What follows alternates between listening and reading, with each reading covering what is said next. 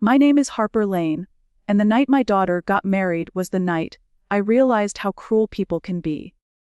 Especially the ones you welcome into your family.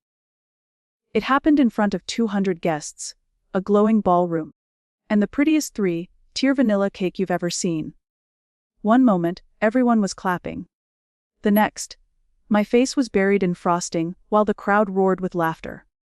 That was my introduction to Mason Hale, my daughter Nora's new husband. He was charming, the kind of man who could smile his way through anything. A little too confident, a little too polished. But Nora loved him, and like any mother, I wanted to believe her happiness mattered more than my instincts. The evening had been beautiful. I'd spent months planning every detail: the flowers, the lights, even the playlist. When Nora walked down the aisle, I thought, this is it. My little girl made it. But then came the reception. Mason, glass of champagne in hand, grabbed the mic and said, "Before we continue, I want to thank the woman who made today perfect. The best mom and planner ever, Harper Lane." Applause filled the room. Cameras flashed. He motioned me forward toward the cake. I smiled, fixing my dress, thinking maybe for once he was being genuine. But as I leaned in beside him for the photo, bam, cold frosting smashed across my face. My world turned white. The crowd gasped, then laughed. Mason threw his head back, laughing so hard he nearly spilled his drink. "Lighten up, Harper. It's just a joke," he shouted. Even Nora laughed, nervously. The kind of laugh you use when you don't know what else to do. I stood there, trembling, frosting dripping down my chin. Every eye in the room was on me.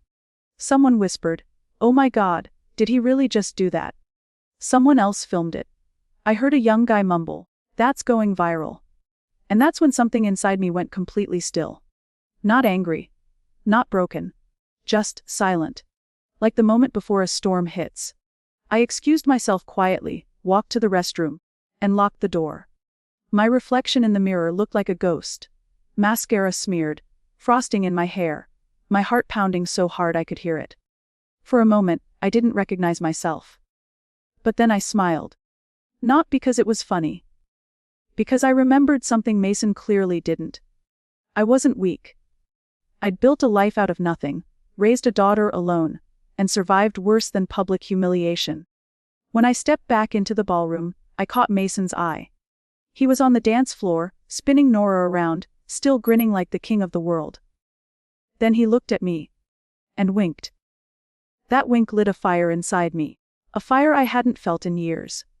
By the time the night ended, and I drove home alone, my hands were shaking. Not from tears, but from purpose. Because Mason Hale didn't just embarrass me. He declared war. And I was going to win. This wouldn't be a scene people laughed at online. This would be a story they'd whisper about for years. Because when I was done with him, the world would finally see who the real clown was. The morning after the wedding, I woke up to dozens of missed calls and text messages. Some were from guests who thought the cake incident was hilarious. Others said things like, "You handled that so gracefully." Gracefully. That word made my stomach turn. I hadn't handled it gracefully. I'd gone quiet, and quiet wasn't grace, it was calculation. As I sipped my coffee, I scrolled through social media. There it was, the video. OFT bride guess cake BYROM. CRW ghost YLD. Over 30,000 views overnight. The comments were brutal. "That mom looks like a control freak. He just put her in her place lol. Yikes, that's her son-in-law. Dude's savage." And there was Nora, smiling in the clip. Frozen forever in that moment of hesitation. Torn between loyalty and laughter. My heart cracked a little, but I didn't cry. Instead, I closed the app and opened a folder on my laptop labeled insurance. Inside it was everything I'd ever kept: receipts, messages, and financial records. Because Mason wasn't just a jerk. He was slick. The kind of man who smiled while lying to your face. When he started dating Nora 2 years ago, he bragged about his tech startup. Said he was changing the game. I'd done my research. Nothing he said added up. But Nora was blinded by love, and I didn't want to be that mom who ruins everything. Now, that same silence felt like my biggest mistake. I decided to fix it. That afternoon, I called my friend Lydia, a corporate attorney who owed me a few favors. "Harper," she said after I explained everything. "You're saying this guy's company is fake. I'm saying I think he's living off other people's money, including my daughter's." There was a pause. Then, her tone sharpened. "Send me what you have." I sent her every screenshot, invoice, and business registration document I'd saved. By evening, she texted back, "You're right. He's not the CEO of anything. The company's dissolved. His accounts are empty." My stomach twisted. Part satisfaction, part dread. Mason wasn't successful. He was pretending to be. And now he had access to my daughter's savings, her house, her trust fund. The thought made my blood run cold. So, I decided to play along. 2 days later, I invited Nora and Mason over for dinner. My tone was sweet, my smile effortless. "Mason," I said, handing him a glass of wine. "I just wanted to apologize for how tense the wedding got. You were right. I should have loosened up." He laughed, leaning back in his chair like he'd already won. "No hard feelings, Harper. We're family now." "Family?" I forced a smile. "Exactly." But while he talked about their honeymoon plans, I was watching him carefully. His charm had cracks now. Little flashes of arrogance, control, insecurity. He kept checking his phone, whispering to Nora, brushing off questions about money. And that's when I knew for sure, I was dealing with a man who thought he'd never be caught.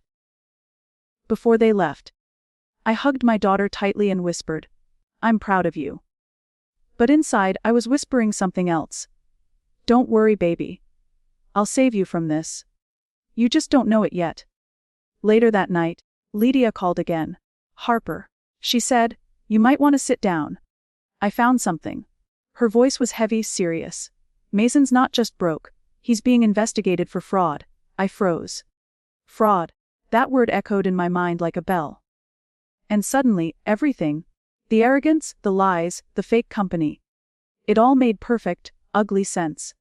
I looked at the viral video again, the one where he shoved cake into my face. I whispered to the screen, "Enjoy your 15 minutes, Mason. Because the next clip the world sees will be the one that ends you." The night Lydia told me Mason was under investigation, sleep became impossible. I stared at the ceiling, every muscle tense, my mind spinning faster than it had in years.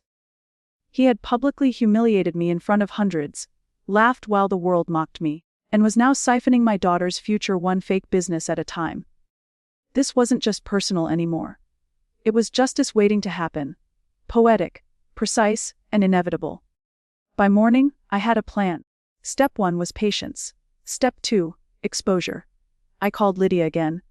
"How long before the authorities act?" "Hard to say," she replied.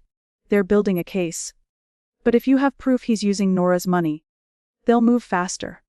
I smiled faintly. "Then let's give them proof." For weeks, I played my role. The forgiving mother, the peacekeeper. I texted Nora regularly, offered to help with home renovations, dropped off small gifts. Slowly, she started opening up again. Mason, of course, loved the attention. He believed I was desperate for his approval. That made him reckless. He started talking more, bragging about investments, hinting at business trips that didn't exist. One night, while they were at dinner, I dropped by their place to pick up a charger I'd left. Nora, ever trusting, had given me a spare key. Inside, I moved quickly, not to snoop, but to document. I photographed stacks of unopened bills, loan notices, and a thin folder labeled, "Nora Trust." When I opened it, my breath caught. Her name was scratched off several forms and replaced with his. Mason had transferred her funds to his company. I felt a sharp sting behind my eyes, but I didn't cry. I took photos, zipped the folder shut, and left without leaving a trace. By midnight, the evidence was on Lydia's desk. "You've got him, Harper," she texted. "This isn't just fraud. It's identity theft." But revenge wasn't just about paperwork. He humiliated me publicly, and he'd pay in public too. That weekend, Nora invited me to a friends and family launch event for Mason's new app. Perfect. The event was held at a rented co-working space downtown, full of lights, press cameras, and fake investors Mason had probably begged to attend. He stood at the center like a celebrity, arms open, smile dazzling. When he spotted me, he smirked. "Didn't think you'd show, Harper." I smiled coolly. "Wouldn't miss it." While he gave his speech, a performance full of empty buzzwords, I watched the crowd. Journalists, small business owners, and a few tech bloggers. Exactly the audience I needed. As he wrapped up, Lydia slipped in through the side door, phone in hand. I gave her the signal. Within seconds, every screen in the room flickered, and Mason's promotional video was replaced with a new one. The video I'd made.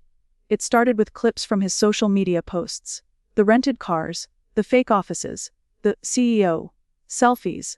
Then, the screen flashed with official documents, bank records, and finally, the nail in the coffin, a short clip of Mason bragging about using his wife's trust fund as startup capital. Gasps filled the room. He froze mid-sentence, his face draining of color. What the hell is this?" he stammered. No one answered. Then the final frame appeared. A photo of me, cake dripping down my face, with the caption, "Sometimes, humiliation is just the first act." I stepped forward, slow and calm. "You wanted attention, Mason. Well, you got it." The room erupted. Cameras flashed. Mason shouted something about doctored files. But no one listened. Security escorted him out before he could make a scene. Lydia turned to me, whispering, "You realize this will go viral, right?" I smiled faintly. "Good. Let the world see who he really is." That night, I didn't celebrate. I sat on my porch, wrapped in a blanket, watching the stars fade into dawn. The video was everywhere. TikTok, Instagram, news outlets. Cakegate was trending. But beneath the satisfaction was a heaviness I couldn't ignore. Nora. She hadn't called. Not yet. When she finally did, her voice trembled through the phone. "Mom?" she whispered. "I saw the video, is it all true?" I closed my eyes. Every word. Silence. Then, a sob. "I don't know what to do." I swallowed hard. "You don't have to, sweetheart." I already did. When the sun rose the next morning, my phone wouldn't stop buzzing. Hundreds of messages. Dozens of missed calls. People I hadn't heard from in years suddenly wanted to talk. Journalists were asking for interviews, and my neighbors stared every time I stepped outside. But the only message I cared about was from Nora. "We need to talk. Alone." We met that afternoon at a quiet cafe on the edge of town. She looked fragile. Hair tied up, face pale, eyes swollen. It hurt to see her like that. My sweet girl, the one I used to walk to kindergarten, now trembling under the weight of betrayal I'd helped expose. "Why didn't you come to me first?" she asked, her voice low but sharp. "I needed to be sure," I said. "You could have told me, Mom. I didn't need the world to see it before I did." Her words hit like a knife. I reached across the table. "He humiliated me, Nora. He stole from you. I know what he did." She snapped, tears spilling down her cheeks. "But you turned it into a show. You wanted revenge, not justice." She stood up, shaking her head. People in the cafe stared as she stormed out, leaving me there with the echo of her footsteps and the bitter taste of victory. That night, I sat alone in my living room, the silence so loud it almost screamed. I replayed every second of the wedding. The laughter, the cake, the humiliation. Had I gone too far? Was I any different from the man I'd destroyed? Days passed. Mason disappeared from social media. His company was shut down, his accounts frozen, and news broke that he'd been charged with fraud and misappropriation of funds. Justice delivered. But there was no peace. Nora moved in with a friend, ignoring my calls. I told myself she needed time, but each unanswered message felt like punishment. Then, one evening, a knock on my door. When I opened it, Lydia stood there holding a small cardboard box. Her expression was grim. "They arrested him this morning," she said. "He'll probably serve time." I nodded slowly. "Also, he said something during the interrogation." "What?" She hesitated. "He claimed he wasn't the only one using that trust fund. Someone else authorized a few of the transfers before he even got access." I frowned. "That's impossible." Lydia opened the box and handed me a file. "These are the bank records. Take a look. Inside were copies of wire transfers, all signed electronically, dated months before Mason had married Nora. And one of them bore my name. My stomach turned cold. No, that's not real. Maybe he forged it, Lydia said. Or maybe someone framed you. But the feds are going to want answers. I sank into a chair, my pulse racing. The room felt smaller, air thicker. After everything, I was suddenly part of the crime I'd exposed. Do they think Lydia shook her head quickly. Not yet. But you should be careful. If this leaks, people won't care what's true. That night, as I stared at the flickering lights of the TV, my own reflection stared back. Haunted, exhausted, guilty. For the first time, I wondered if revenge had turned me into the thing I hated most. Then my phone buzzed again. It was a text from an unknown number. You think you won, Harper. But this isn't over. My throat tightened. The sender's name appeared below it. Mason. The next day, the story exploded again. A local blog published an article claiming that I had helped Mason manage finances before his company was exposed. The evidence was fake, of course. Photoshopped, twisted. But it didn't matter. The internet doesn't wait for truth, it devours scandal. Within hours, the same people who'd called me brave were calling me a fraud. My name, my face, my voice, dragged across every gossip site. The humiliation was complete, poetic even. Just like I'd wanted for him. Only now, I was the one under the microscope. As I sat in my kitchen surrounded by silence and shame, I realized Mason wasn't done fighting. And neither was I. Because if he wanted to play dirty, he'd forgotten one thing. I taught him how. My name was trending again. This time, for all the wrong reasons. Fraud mom exposed? Wedding scandal backfires? Harper Sullivan caught in her own game. I sat at the kitchen table, scrolling through headlines with numb fingers. The same reporters who once called me brave now called me bitter. The same people who applauded my revenge now mocked me as a liar. My reflection in the dark window looked like a ghost. Hollow, tired, and almost unrecognizable. But I wasn't done. No, not yet. I made a promise to myself. If Mason wanted a war, I'd give him one. That night, I pulled out the file Lydia had left. Bank statements, signatures, forged transfers. Every page screamed one thing: set up. I knew Mason was clever, but not this clever. Someone had helped him. Someone inside the financial firm that handled my daughter's trust. So I called Lydia. Do you still have contacts at the bank? I asked. She hesitated. You're not thinking of. I'm thinking of justice, I said sharply. Real justice. Within hours, Lydia arranged a discreet meeting with a cybersecurity investigator she trusted. A quiet man named Elijah Cole. A former FBI analyst turned digital forensics expert. He looked like someone who'd seen too much of the world's dirt and learned to smile through it. You're saying this Mason guy forged your name to make it look like you authorized illegal transfers? He asked, tapping on his laptop. Yes. And he's trying to destroy me before his trial even starts. Elijah nodded, fingers flying across the keyboard. Then let's see what kind of trail he left. For the next several days, my life became a blur of late-night calls, encrypted messages, and endless cups of coffee. Every transaction, every email, every login was dissected. And then Elijah found it. A hidden server connection, masked under a dummy company name. The IP address belonged to Mason's lawyer, a man named Gregory Hartwell, who had a reputation for fixing financial scandals. He's been feeding false documents to the press, Elijah said. This wasn't just revenge. It's reputation assassination. My jaw clenched. So Mason's still pulling the strings from behind bars. Exactly. But now we can prove it. We built our counterattack carefully. Screenshots. Verified metadata. Traced IPs. Evidence so airtight it could suffocate a lie. And then, I did what Mason never expected. I went public. I uploaded a video to my social media titled, "The Truth They Didn't Want You to See." In it, I sat by my living room window, calm but unflinching, and told the world the truth. How I'd been betrayed, how I'd fought back, and how the man who ruined my family was now trying to frame me. Every word was measured. Every tear was real. By morning, the video had over 1 million views. People flooded my comments. Believe you, Harper. Don't let them silence you. You're stronger than them. But the real storm came when Elijah dropped the final bombshell. A data leak showing Mason's lawyer orchestrating fake stories and bribing tabloids to smear me before trial. It went viral instantly. The same outlets that mocked me were now scrambling to issue apologies. Lydia called me the next evening. They've reopened the investigation. The prosecutor's furious. Mason's legal team is finished. I exhaled slowly, my chest finally unclenching. For the first time in months, I felt something close to peace.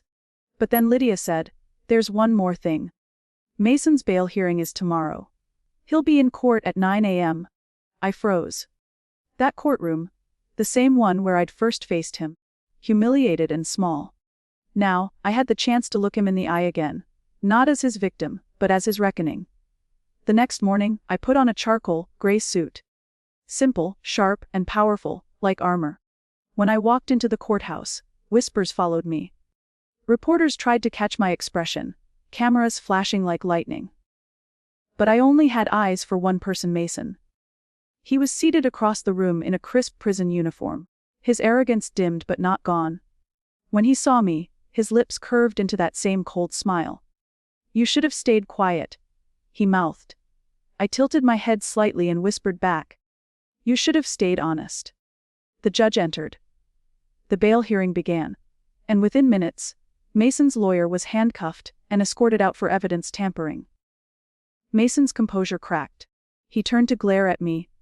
But this time, there was fear in his eyes. The judge denied his bail. He was going to prison. When I left the courtroom, the same reporters who once buried me now shouted, "Harper, how does it feel to be vindicated?" I didn't stop walking. I didn't need their approval. Justice had already spoken. That night, I stood outside under the quiet sky, breathing in the cool air. Nora called. Her voice trembled. "Mom, I saw everything. I'm sorry for not believing you." Tears filled my eyes. "It's okay, baby. Sometimes, the truth takes time," she whispered. "Dad would have been proud of you." And for the first time, I believed it. But deep down, I knew this wasn't just about revenge anymore. It was about reclaiming the part of me Mason tried to destroy. The woman who refused to stay silent. Because in the end, revenge isn't about getting even. It's about rising higher than the ones who tried to bury you. My name is Harper Sullivan, and for the first time in years, when I say my name, it doesn't shake anymore. The trial was over. Mason was sentenced to 15 years in federal prison for fraud, coercion, and falsifying documents. His lawyer was stripped of his license. His investors, the same people who mocked me for fighting back, quietly disappeared when the truth came out. But for me, victory didn't taste like champagne. It tasted like silence. The kind that comes after a storm finally dies. A month later, I moved out of the old house. Every corner of that place was haunted, not by ghosts, but by memories that refused to stay quiet. Nora helped me pack. We didn't say much, but when she handed me the last box, she said softly, "You look free, Mom." I smiled. For the first time, I think I am. We stood in the doorway, sunlight pouring in, dust floating like tiny sparks of gold. And for once, it didn't feel like an ending. It felt like a beginning. 2 weeks later, I was invited to speak at a women's business conference in Chicago. They wanted me to talk about resilience. How to rebuild after betrayal. Standing on that stage, looking out at hundreds of faces, I remembered the night I sat on my kitchen floor, broken and humiliated, vowing to disappear. But instead, I rose. "I learned," I said into the microphone, "that sometimes the people who break you do it because they fear your strength. But when you survive what they meant to destroy you with, you become untouchable." The crowd went silent, then erupted in applause. That moment wasn't about Mason. It wasn't even about revenge. It was about me, and every woman who had ever been told to stay small, quiet, or polite while her world burned. After the conference, I sat by the hotel window, looking out over the city lights. A message popped up on my phone, a video notification. It was from the prison system. Mason Sullivan requests a video call. My heart skipped, but I accepted. He appeared on screen. Older, thinner, but still wearing that smug smirk. "So," he said, voice low and oily, "you really think you've won?" I tilted my head. "No, Mason. I didn't win. I just stopped losing." He leaned closer. "You think the world will remember you?" I smiled faintly. "Oh, they already do. You made sure of that." Before he could respond, I ended the call. No screaming. No final insult. Just peace. Because sometimes the greatest revenge isn't in what you say. It's in what you no longer need to explain. Months passed. My book deal came through. Shattered. Then sharpened. It wasn't about the scandal. It was about survival, forgiveness, and rediscovering your worth. Nora came to the launch event, wearing a soft blue dress. She hugged me tightly before I went on stage. "Dad would have loved this," she whispered. I looked at her. "My beautiful, brave daughter." And smiled. "He's here, Nora." In every page. Later that night, when the crowd was gone, I walked out to the parking lot where my new car gleamed under the soft city lights. Not a symbol of wealth, but of freedom. I slid into the driver's seat and turned on the radio. A familiar song played. The one Mason once said, "Wasn't my style." Now, it was mine. All of it. As I drove through the quiet streets, wind blowing through the open window, I realized something simple yet powerful. Revenge doesn't always roar. Sometimes, it whispers. You made it out, you won. And that whisper. It was louder than anything Mason could ever say. Epilogue. A year later, Mason wrote me a letter. He begged for forgiveness, said prison had changed him. Said he wanted me to visit. I never replied. Instead, I donated a portion of my book earnings to a foundation for domestic and financial abuse survivors. In his name. It wasn't pity. It was poetry. Because while he was still counting years, I was counting chapters. And every one of them ended with the same line: "You should have never underestimated me."